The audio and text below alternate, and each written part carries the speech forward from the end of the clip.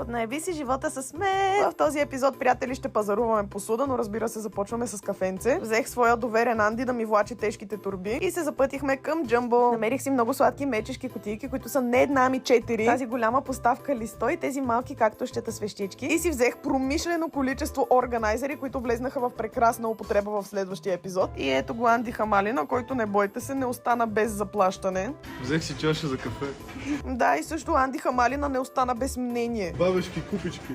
Много га спри! Тези купички според мен са мега сладки, както и тези купички, както и тези купички. Да, личи ли си, че изхвърлих всичките купички, които имах в нас. Взех си това мега естетично подносче, както и тази огромна дъска за рязане. И тези зелени кърпи, които толкова перфектно ще мачват с моят апартамент, колкото перфектно мачва това с Анди.